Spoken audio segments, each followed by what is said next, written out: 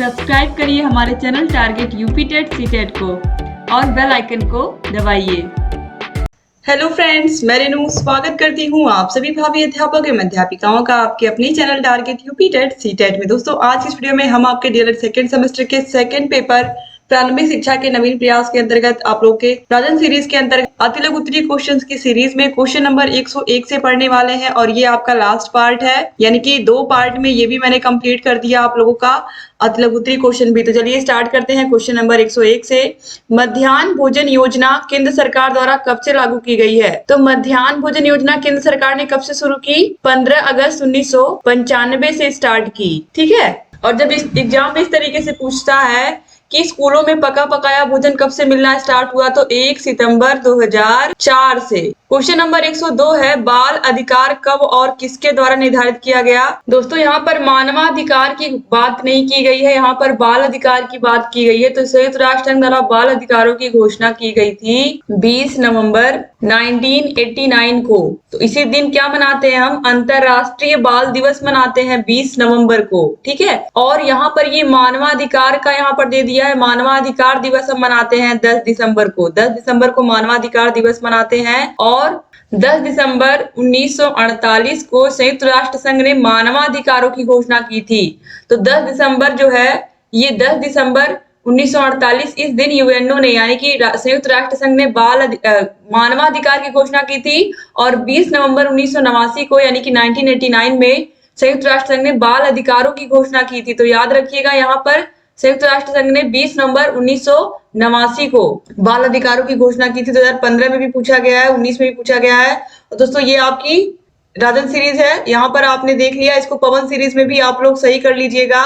ठीक है, 2015 में भी पूछा गया, 2019 में भी पूछा गया। ये बहुत इंपॉर्टेंट क्वेश्चन है, इसलिए मैं बोल रही हूँ कि आप लोग वहां पर सही कर लीजिएगा। ठीक है, क्वेश्चन नंबर 103 है, शिक्षा अधिकार अधिनियम की कोई 2 विशेषताएं लिखिए। तो शिक्षा का अधिकार अधिनियम 6 से लेकर के 14 वर्ष तक के बालकों के लिए निःशुल्क है, आपको पता है, और बालकों को शारीरिक और मानसिक प्रताड़ना ना दी जाए, इसका भी जिक्र किया गया है इस अधिनियम में। ठीक है, 6 से लेकर 14 वर्ष तक के सभी बच्चों को निःशुल्क शिक्षा मिले और बालकों को शारीरिक और मानसिक दंड ना दिया जाए स्कूलों में। तो इस तरीके से ये 2 हो गए इनकी विशेषताएं। इसके बाद क्वेश्चन नंबर 104 है, बाल शिक्षा अधिकार नियम के अंतर्गत क्या निजी ट्यूशन की छूट प्राप्त है? तो नहीं, निजी ट्यूशन की छूट नहीं प्राप्त है। क्वेश्चन नंबर 105 है, मैकाले द्वारा अपने विवरण पत्र में कौन सा ध्येय वाक्य लिखा गया?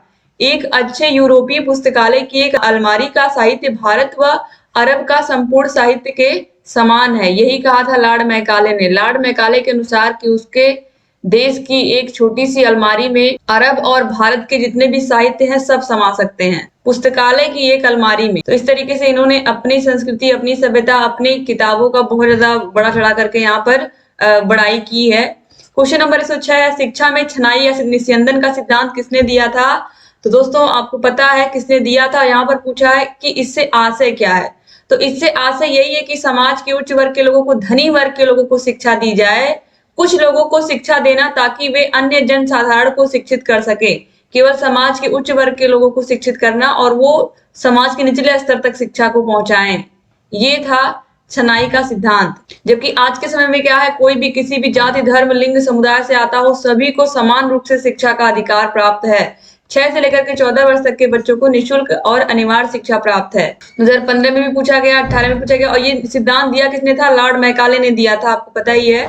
इसके बाद क्वेश्चन नंबर 107 है, हंटर कमीशन द्वारा माध्यमिक शिक्षा के क्षेत्र में कौन सी आर्थिक प्रणाली लागू की जो आज भी प्रचलित है? तो अनुदान प्रणाली। अनुदान प्रणाली का मतलब है कि हम कोई भी एनजीओ, जैसे कि कोई भी संस्था अच्छा काम कर रही है तो हम क्या कर सकते हैं, उसको फंड दे सकते हैं। कोई भी स्कूल अच्छा काम कर रहा है तो उसको थोड़ा सा और हम पैसा दे देंगे या हम और दान कर देंगे, तो उससे क्या होगा, उससे वो जो स्कूल है या जो संस्था है वो और अच्छा ग्रो करेगी जब उसको थोड़े और पैसे मिल जाएंगे। क्वेश्चन नंबर 108 पे आते हैं, भारतीय शिक्षा को लॉर्ड कर्जन की किन्हीं 2 प्रमुख देनों का उल्लेख कीजिए। तो केंद्रीय शिक्षा विभाग की स्थापना और भारतीय विश्वविद्यालय आयोग की स्थापना। इसके बाद क्वेश्चन नंबर 109 पे आते हैं, कोठारी आयोग की नियुक्ति का मुख्य उद्देश्य क्या था? तो कोठारी आयोग की नियुक्ति का मुख्य उद्देश्य शिक्षा के राष्ट्रीय स्वरूप व शिक्षा के समस्त स्तरों के संबंध में सिद्धांत व नीतियां बनाना। क्वेश्चन नंबर 110 है, नई शिक्षा नीति 1986 की किन्हीं 2 प्रमुख विशेषताओं का वर्णन कीजिए। तो शैक्षिक अवसरों की समानता और केंद्र सरकार की भागीदारी। 2015 में ये सारे क्वेश्चन पूछे गए हैं। क्वेश्चन नंबर 111 है, प्रोफेसर यशपाल समिति किस प्रमुख समस्या के लिए गठित की गई थी? तो छात्रों का शैक्षिक बोझ कम करने के लिए, अधिगम का स्तर सुधारने के लिए, छात्रों के बस्ते का बोझ कम करने के लिए, शिक्षा के बोझ को कम करने के लिए ये समिति बनाई गई थी, और अधिगम यानी कि बच्चों के सीखने का स्तर और बढ़िया हो, इसके लिए भी ये कमेटी बनाई गई थी। क्वेश्चन नंबर 112 है, NPEGEL कार्यक्रम का मुख्य उद्देश्य क्या था? तो शिक्षा से वंचित बालिकाओं का स्तर सुधारना, उन्हें शिक्षा की मुख्य धारा से जोड़ना, उन्हें कुछ ऐसी चीजें सिखाना जिससे वो आत्मनिर्भर बन पाए, यानी कि कुछ हस्तकला की चीजें भी उनको सिखाना। ठीक है, उसके बाद क्वेश्चन नंबर 113 है, राष्ट्रीय बाल श्रम परियोजना कब संचालित हुई तथा इसका मुख्य लक्ष्य क्या है? तो 9वीं पंचवर्षीय योजना में 1997 से लेकर 2002 तक चली थी ये। इसमें बाल श्रमिकों का पुनर्वास व बाल श्रम की समस्या को दूर करने के लिए यह योजना बनाई गई। क्वेश्चन नंबर 114 है, DPEP परियोजना के कार्य लिखिए। तो प्राथमिक शिक्षा का विस्तार करना और विद्यालय में बच्चों का ठहराव, यानी कि बच्चे स्कूल में आए और रुके भी, ये इस योजना के कार्य है। और DPEP को फंड कौन देता है? वर्ल्ड बैंक देता है। ये मैं बार बार आपको बता रही हूँ ताकि आप लोगों को ये लर्न हो जाए। क्वेश्चन नंबर 115 है, बनारस संस्कृत कॉलेज कब और किसके द्वारा प्रारंभ हुआ? सन 1971 में जोनायल डंकन के प्रयासों से बनारस संस्कृत कॉलेज प्रारंभ हुआ था, Banaras Sanskrit college. Question number 116 है, राधा कृष्णन आयोग की नियुक्ति कब हुई? राधा कृष्णन आयोग की नियुक्ति 4 नवंबर 1948 को हुई थी। क्वेश्चन नंबर 117 है, भारतीय शिक्षा आयोग 1882 को अन्य किस नाम से जानते हैं? तो इसको हम हंटर कमीशन के नाम से भी जानते हैं, और ये आपको पता है। इसे हम भारतीय शिक्षा आयोग के नाम से भी जानते हैं और हंटर कमीशन या हंटर आयोग के नाम से भी जानते हैं। क्वेश्चन नंबर 118, लॉर्ड कर्जन कब भारत आए थे? तो लॉर्ड कर्जन जनवरी 1889 में भारत आए थे, 1889 में भारत आए थे, भारत के गवर्नर जनरल बन करके। क्वेश्चन नंबर 119 है, भारतीय विश्वविद्यालय आयोग की नियुक्ति कब हुई थी? तो 1902 में भारतीय विश्वविद्यालय आयोग की नियुक्ति हुई थी। क्वेश्चन नंबर 120 है, भारतीय विश्वविद्यालय अधिनियम कब पारित हुआ था? दोस्तों यहाँ पर मैं थोड़ा सा और आपको बता दूं कि 1902 में भारतीय विश्वविद्यालय आयोग की नियुक्ति हुई थी, और जो इसके अध्यक्ष थे वो कौन थे? इसके अध्यक्ष थे लॉर्ड कर्जन। और इस विश्वविद्यालय की नियुक्ति किसके अध्यक्षता में हुई थी? सर टॉमस रैले की अध्यक्षता में इस विश्वविद्यालय की नियुक्ति भी हुई थी। अब देखिए क्वेश्चन नंबर 120 है, भारतीय विश्वविद्यालय अधिनियम कब पारित हुआ था? भारतीय विश्वविद्यालय अधिनियम कब पारित हुआ था? तो ये 1904 में कर्जन की सरकार ने भारतीयों की परवाह न करते हुए भी भारतीय विश्वविद्यालय अधिनियम पारित कर दिया था 1904 में। ठीक है, क्वेश्चन नंबर 121 है, ईस्ट इंडिया कंपनी के आज्ञा पत्र का पुनरावर्तन किसके द्वारा किया जाता था? तो कंपनी के आज्ञा पत्र का 20 वर्ष के पश्चात ब्रिटिश पार्लियामेंट द्वारा पुनरावर्तन किया जाता था। क्वेश्चन नंबर 122 है, मैकाले शिक्षा द्वारा भारत में किस प्रकार का वर्ग तैयार करना चाहता था? वो एक बाबू वर्ग तैयार करना चाहता था। ये इतना चालाक इंसान था कि इसने अपने विवरण पत्र में क्या लिखा, आप देख सकते हो कि मैकाले ने अपने विवरण पत्र में क्या लिखा था? हमें भारत में एक ऐसा वर्ग बनाना चाहिए जो रक्त में, वर्ण में भारतीय हो, यानी कि उनके खून में भारतीयता हो, वो देखने में भी भारतीय हो, लेकिन उनकी जो नैतिक आदर्श है, उनकी जो सोच है, उनकी जो रुचियां हैं, उनकी जो बुद्धि है, वो बिल्कुल अंग्रेजों की तरह हो। इस बात से यह स्पष्ट होता है कि मैकाले भारत में एक ऐसा वर्ग, बाबू वर्ग उत्पन्न करना चाहता था जो पाश्चात्य सभ्यता का उपासक और ब्रिटिश शासन का भक्त बनकर अंग्रेजी राज्य की जड़ें मजबूत करने में सरकार की मदद कर सके। क्वेश्चन नंबर 123 है, वुड के आदेश पत्र में शिक्षा का माध्यम क्या निर्धारित किया गया था? तो अंग्रेजी तथा भारतीय भाषाएं। क्वेश्चन नंबर 124 है, यशपाल समिति की अध्यक्षता में गठित समिति का उद्देश्य क्या था? तो अधिगम की गुणवत्ता में सुधार करते हुए सभी स्तरों के स्कूली छात्रों, विशेषकर छोटे बच्चों पर पढ़ाई के बोझ को कम करने के उपायों के बारे में सलाह देना। क्वेश्चन नंबर 125 है, ऑपरेशन ब्लैक बोर्ड के विद्यालयों को कौन कौन सी सुविधाएं प्रदान की गई हैं? तो इस योजना के अंतर्गत प्रत्येक विद्यालयों को अग्रलिखित सुविधाएं दी गई हैं। शिक्षक उपकरण जैसे कि पाठ्यक्रम, शिक्षक संदर्शिका, पाठ्य पुस्तक, कक्षा शिक्षण हेतु मानचित्र, ग्लोब चार्ट, खेल सामग्री व खिलौने, विज्ञान किट, लघु यंत्र किट यानी कि पेचकस, प्लास, श्रव्य उपकरणों में रेडियो, पुस्तकालय हेतु पुस्तकें, विद्यालय की घंटी, संगीत उपकरण, ढोलक, तबला, हारमोनियम, शिक्षक के पास आकस्मिक खर्च हेतु धन, कक्षा कक्ष, शौचालय, चटाई, कुर्सी, शिक्षकों के लिए ब्लैक बोर्ड। इतनी सारी चीजें कम से कम किसी भी प्राइमरी स्कूल में होनी चाहिए। यही है ऑपरेशन ब्लैक बोर्ड योजना। तो अगर आपको इस तरीके से याद नहीं हो रहा तो सिंपली आपको याद कैसे रखना है कि ऑपरेशन ब्लैक बोर्ड में विद्यालय में कौन कौन सी सुविधाएं दी जाती हैं। तो आपको बस ऐसे दिमाग लगाना है कि ब्लैक बोर्ड तो होना ही है स्कूल में, शौचालय तो होना ही है, क्लासरूम तो होना ही है, ढोलक तबला हारमोनियम यानी कि संगीत का सामान तो ये सब तो भूलेगा नहीं आपको, रेडियो होना चाहिए, गणित किट विज्ञान किट होना चाहिए। इसके अलावा शिक्षक के पास आकस्मिक खर्च तो कुछ धन होना चाहिए। स्कूलों में मानचित्र ग्लोब चार्ट ये तो आम चीज है, ये तो होता ही है। तो इस तरीके से ये सब चीजें तो आपको वैसे भी लर्न ही रहेंगी। क्वेश्चन नंबर 126 है बेसिक शिक्षा परियोजना के उद्देश्य क्या है। तो विद्यालय सुलभ कराना। इस परियोजना के अंतर्गत 300 की आबादी तथा 1.5 किलोमीटर की दूरी पर प्राथमिक विद्यालयों वैकल्पिक शिक्षा केंद्रों को खोलना शामिल किया गया। आप देखोगे हर 1.5 किलोमीटर पर आपको एक प्राइमरी स्कूल मिल जाएगा। दूसरा, नामांकन। वर्ष 2000 तक 6 से लेकर के 11 आयु वर्ग के बच्चों को सभी बालक बालिकाओं को विद्यालय में नामांकन कराना। तीसरा है उपलब्धि प्राप्त करना। सन 2000 तक विद्यालयों में नामांकित बच्चों में न्यूनतम अधिगम स्तर की दक्षताएं विकसित करना। चौथा है लगभग 5000 की ग्रामीण क्षेत्र की आबादी पर सतत शिक्षा की सुविधा प्रदान करना।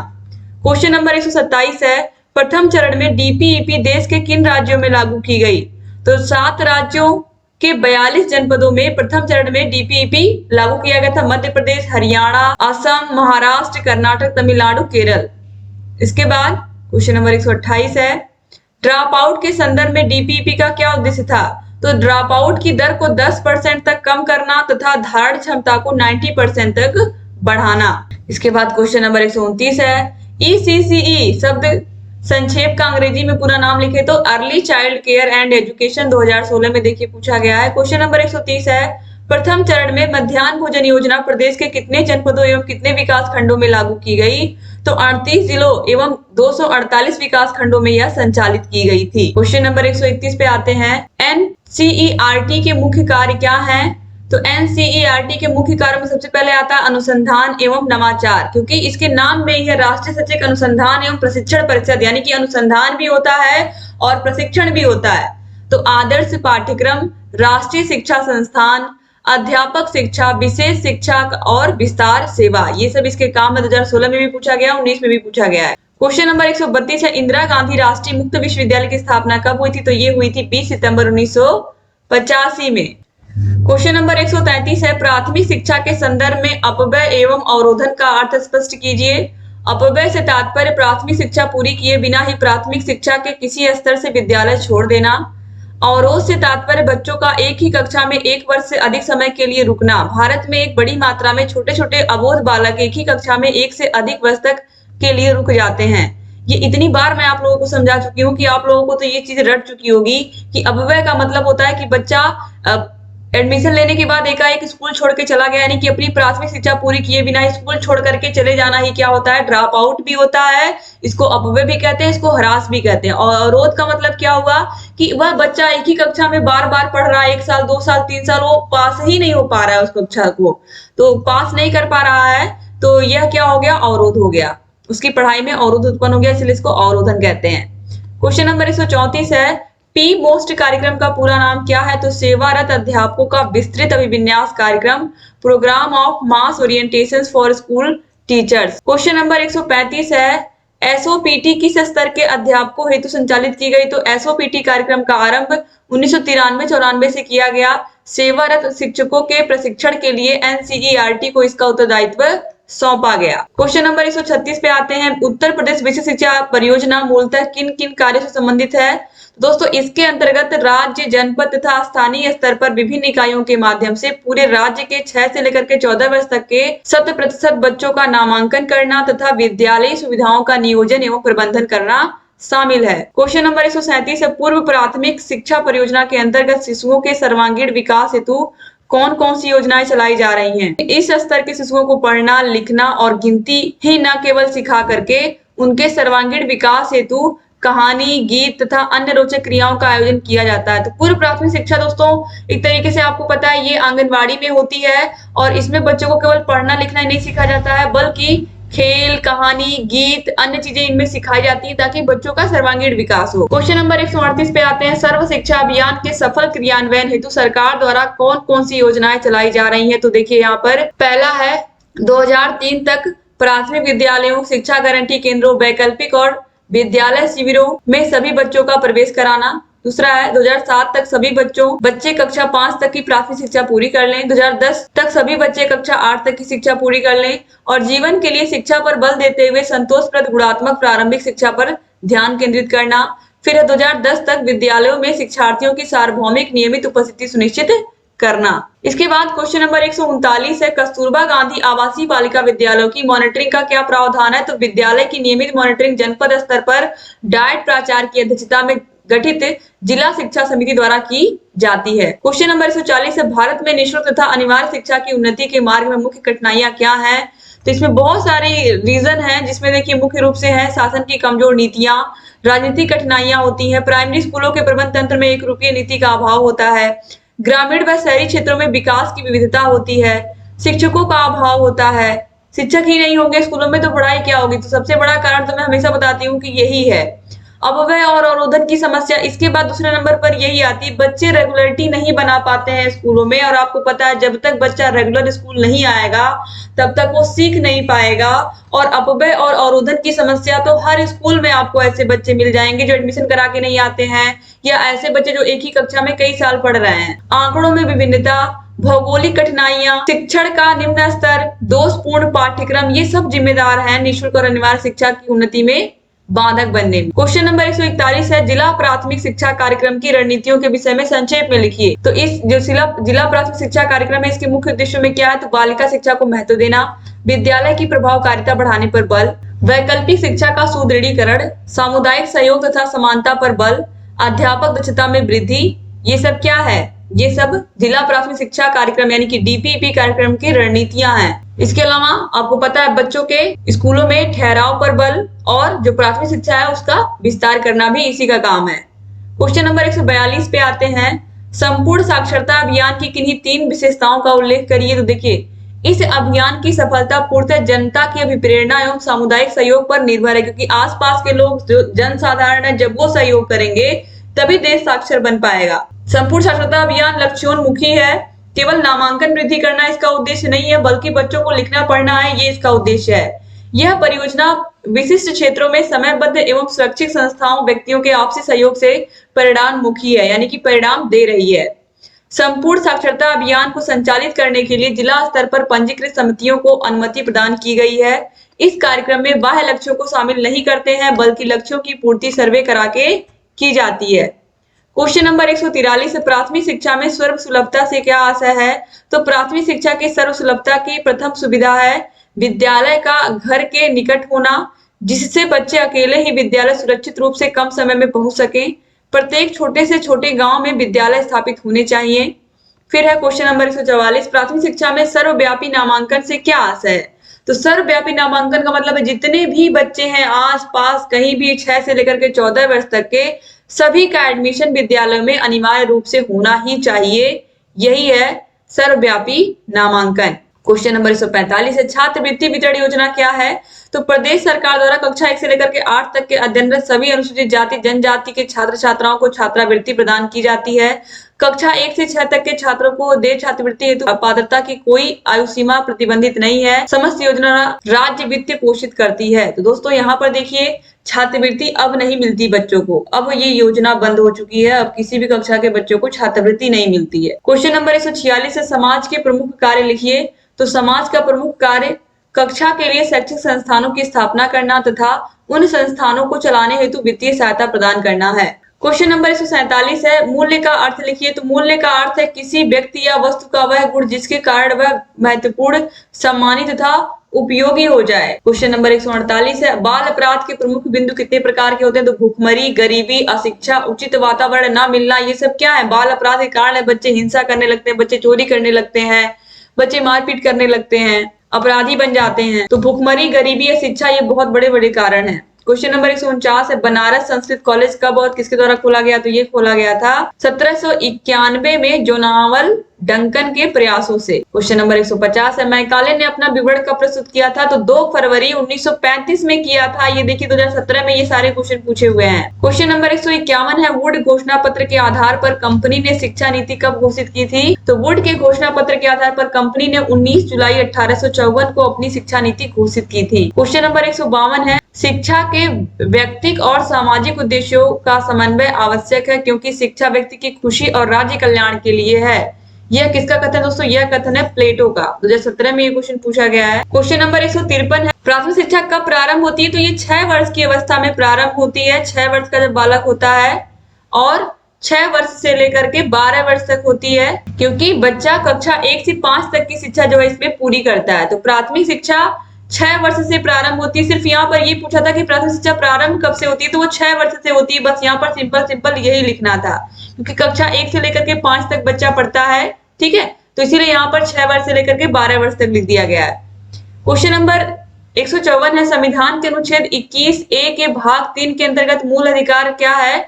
तो 6 से लेकर के 14 वर्ष तक के बच्चों को निःशुल्क एवं अनिवार्य शिक्षा मूल अधिकार है। ये तो ऑलरेडी आपको पता ही 2018 में पूछा गया है। क्वेश्चन नंबर 155 है, कलकत्ता मदरसा की स्थापना कब और किसने की थी? तो कलकत्ता मदरसा की स्थापना 1781 में प्रथम गवर्नर जनरल वारेन हेस्टिंग्स द्वारा की गई थी। क्वेश्चन नंबर 156 है, मिशन स्कूलों की 4 विशेषताएं बताइए। तो जो मिशनरी स्कूल थे इसमें शिक्षा अंग्रेजी माध्यम से यानी कि इंग्लिश मीडियम वाली शिक्षा होती थी। मिशनरी स्कूलों में ईसाई धर्म की शिक्षा दी जाती थी। मिशनरी स्कूलों में विद्यालय का समय निश्चित होता था। मिशनरी स्कूलों में रविवार को विद्यालय में छुट्टी रहती थी। जैसा कि आज के समय में भी ये चीज फॉलो होती है, तो इसमें आपको कुछ रट्टा मारने की जरूरत नहीं है। आजकल अपने आसपास जो भी स्कूल आप देखते हो खुलते हैं वो इंग्लिश मीडियम ही खुलते हैं। खासकर प्राइवेट स्कूलों की बात मैं कर रही हूँ। और स्कूलों में संडे को तो छुट्टी होती ही है और विद्यालय का समय भी क्या होता है? निश्चित होता है। बस यहाँ पर ये याद रखना कि मिशनरी स्कूलों में ईसाई धर्म की शिक्षा दी जाती है। क्वेश्चन नंबर 157 है, एसओपीटी का पूरा नाम क्या है? तो special orientation for primary teachers. Question number 158 है, पी मोस्ट क्या है अथवा पी मोस्ट कार्यक्रम का मुख्य उद्देश्य क्या? 15 में भी पूछा गया, 18 में भी पूछा गया। तो पी मोस्ट सेवारत अध्यापकों का विस्तृत अभिविन्यास कार्यक्रम है जिसका उद्देश्य प्राथमिक शिक्षा को उन्नतिशील बनाना है। यानी कि शिक्षकों को इसमें ट्रेनिंग दी जाती है और जिससे जो प्राथमिक शिक्षा है वो और अच्छी हो। क्वेश्चन नंबर 159 है, ऑपरेशन ब्लैक बोर्ड योजना के अंतर्गत प्रत्येक विद्यालयों को दी जाने वाली किन्हीं 4 वस्तुओं के नाम लिखिए। तो देखिए, अध्यापकों का विस्तृत अभिविन्यास कार्यक्रम, लघु औजार किट, गणित किट, ब्लैक बोर्ड। तो यहाँ पर दोस्तों ये जो है अध्यापकों का लघु विस्तृत विन्यास कार्यक्रम, तो यहाँ पर ये इसको आप कट कर दीजिए दोस्तों। यहाँ पर आप क्या लिखोगे? विद्यालय को दी जाने वाली जो सुविधाएं हैं, यहाँ पर ये पूछा है कि ऑपरेशन ब्लैक बोर्ड में क्या क्या सुविधाएं दी जाती हैं। तो ऑपरेशन ब्लैक बोर्ड के अंतर्गत गणित किट, विज्ञान किट, ब्लैक बोर्ड, इसके अलावा भी आपने ऊपर देखा है ग्लोब, चार्ट, मानचित्र। इसके अलावा स्कूलों में बच्चों को तबला, ढोलक, हारमोनियम, पुस्तकालय के लिए किताबें, शिक्षकों के लिए शिक्षक संदर्शिका, पाठ्य पुस्तक, ये सब चीजें दी जाती है। तो ये सब आप लिख सकते हो, ठीक है। यहाँ पर 4 वस्तुओं की केवल बात की गई थी, तो यहाँ पर आप मानचित्र, ग्लोब, चार्ट, फिर लघु औजार किट, गणित किट, ब्लैक बोर्ड, ये सब वैसे ही हो गया, 4 से ज्यादा ही। क्वेश्चन नंबर 160 है, राष्ट्रीय बाल श्रम परियोजना का उद्देश्य क्या है? तो खतरनाक जोखिम धंधों तथा प्रक्रियाओं से बाल श्रमिकों को बाहर निकालना और उनका पुनर्वास करना। यानी कि ऐसे बच्चे जो कल कारखानों में काम करते हैं और कठिन काम करते हैं, उनको वहां से निकालना और उनको फिर से उनके लिए आवास मुहैया कराना और उनको शिक्षा की मुख्य धारा से जोड़ना। क्वेश्चन नंबर 161 है, लॉर्ड कर्जन की शैक्षिक नीतियों में शिमला शिक्षा सम्मेलन 1901 बताइए। तो लॉर्ड कर्जन ने सन 1901 में शिमला शिक्षा सम्मेलन आयोजन शिक्षा सुधार कार्य को व्यवहारिक रूप प्रदान करने के लिए किया था। क्वेश्चन नंबर 162 है, राष्ट्रीय शिक्षा नीति 1986 यहाँ पर होना चाहिए था दोस्तों। 1986 दोस्तों यहाँ पर थी 1986, क्योंकि राष्ट्रीय शिक्षा नीति 1986 में बनी थी और जो प्रोफेसर यशपाल समिति थी, संशोधित राष्ट्रीय शिक्षा नीति थी 1992 की, जिसे प्रोफेसर यशपाल समिति भी कहते हैं और संशोधित राष्ट्रीय शिक्षा नीति कहते हैं। तो यहाँ पर राष्ट्रीय शिक्षा नीति 1986 की बात की गई है। तो राष्ट्रीय शिक्षा व्यवस्था किस विषय के बारे में बताया गया है या राष्ट्रीय शिक्षा व्यवस्था के विषय में क्या कहा गया है? तो जो शिक्षा बताई गई थी, यहाँ पर भी देखिए गलत लिखा है। राष्ट्रीय शिक्षा नीति 1986 में आपको अच्छे से पता होगा, अगर आपने सारी क्लासेस को पढ़ा होगा अच्छे से, जो मैंने पढ़ाया है। 10+2+3 यानी कि हाई स्कूल के बाद 2 साल का इंटरमीडिएट फर्स्ट ईयर और सेकेंड ईयर और फिर उसके बाद 3 साल का ग्रेजुएशन, ये बताया गया था 1986 की नई राष्ट्रीय शिक्षा नीति में। क्वेश्चन नंबर 163 है, शिक्षा बिना बोझ के नामक शीर्षक किसके रिपोर्ट में प्रस्तुत की गई? प्रोफेसर यशपाल समिति, जिसे हम संशोधित राष्ट्रीय शिक्षा नीति 1992 भी कहते हैं। 1992 में कमेटी बनी थी, आपको पता है। क्वेश्चन नंबर 164 है, जिला प्राथमिक शिक्षा कार्यक्रम डीपीईपी किस बैंक की वित्तीय सहायता से संचालित होता है? तो विश्व बैंक इसको फंड देता है। ऑलरेडी मैं बता चुकी हूँ आप लोगों को, वर्ल्ड बैंक किसको सहायता देता है? डीपीपी कार्यक्रम को। District primary education program. Question number 165 है एनसीएफटी 2009 क्या है? तो national curriculum framework for teacher education 2009। यह शिक्षक शिक्षा का प्रोग्राम तथा योजना है जो आगामी वर्षों में भारत में आ सकती है। क्वेश्चन नंबर 166 है एनपीआरसी प्रमुख को क्या कहते हैं? तो एनपीआरसी प्रमुख को संकुल प्रभारी कहते हैं। 167 है ग्राम शिक्षा समिति का अध्यक्ष कौन होता है? तो ग्राम प्रधान होता है। क्वेश्चन नंबर 168 है ग्राम शिक्षा समिति का सचिव कौन होता है? तो प्रधानाध्यापक होता है। फिर है क्वेश्चन नंबर 169 बीआरसी का पूरा नाम क्या है? तो ब्लॉक संसाधन केंद्र, block resource centre. Question number 170 है डाइट का पूरा नाम क्या है? तो जिला शिक्षा एवं प्रशिक्षण संस्थान। क्वेश्चन नंबर 171 है एनपीआरसी का पूरा नाम क्या है? तो न्याय पंचायत संसाधन केंद्र। क्वेश्चन नंबर 172 है संशोधित राष्ट्रीय शिक्षा नीति 1992 को अन्य किस नाम से जानते हैं? Program of action 1992। Question number 173 है यशपाल समिति का गठन कब हुआ था? तो 1992 में हुआ था। क्वेश्चन नंबर 174 है शिक्षा बिना बोझ के यह रिपोर्ट यशपाल समिति द्वारा कब प्रस्तुत की गई थी? तो 1993 में सौंपी गई थी सरकार को। 1992 में बनाई गई थी कमेटी और 1993 में इन्होंने अपनी रिपोर्ट प्रस्तुत कर दी थी। क्वेश्चन नंबर 175 है न्यूपा का अध्यक्ष कौन होता है? तो न्यूपा का अध्यक्ष अवकाश प्राप्त आईएएस होता है। इस तरीके से आपने सेकेंड पार्ट भी कंप्लीट कर लिया। आपने सारे के सारे विषयों के आप डिस्क्रिप्शन बॉक्स कमेंट बॉक्स में जाकर के सारे के सारे विषयों को देख सकते हो। सारे विषय ऑलरेडी हमने पढ़ा दिए हैं। हर विषय का आपको रायन सीरीज पवन सीरीज की वीडियोस मिल जाएंगी, हर विषय की क्लासेस मिल जाएंगी, हर विषय के प्रीवियस ईयर क्वेश्चन पेपर्स मिल जाएंगे। अगर आप चाहते हो अच्छे से तैयारी करना और सारे विषयों में अच्छे नंबर लाना तो आपको हमारे चैनल से सारे के सारे विषयों को पढ़ना पड़ेगा। डिस्क्रिप्शन बॉक्स कमेंट बॉक्स में आपको लिंक भी मिल जाएगी हर एक विषय की। दोस्तों अगर अभी तक आपने वीडियो को शेयर नहीं किया तो शेयर कर दीजिए और अगर अभी तक आपने चैनल को सब्सक्राइब नहीं किया तो प्लीज तुरंत सब्सक्राइब भी कर दीजिए। बगल में बेल आइकन होगा उसको प्रेस करना मत भूलिएगा ताकि जो भी नई वीडियोस हम बनाते हैं उसका नोटिफिकेशन आपके पास समय से जाए और आप बिना मिस किए हमारे सारे के सारे वीडियोस को देखें। उम्मीद करती हूँ कि ये वीडियो आपको पसंद आई होगी और आप लोग इसको जरूर शेयर करेंगे और डिस्क्रिप्शन बॉक्स कमेंट बॉक्स में सारे वीडियोस की लिंक मिल जाएगी और हमारे टेलीग्राम चैनल को भी ज्वाइन कर लीजिए। टेलीग्राम का लिंक भी आपको डिस्क्रिप्शन बॉक्स कमेंट बॉक्स में हम दे रहे हैं। ठीक है।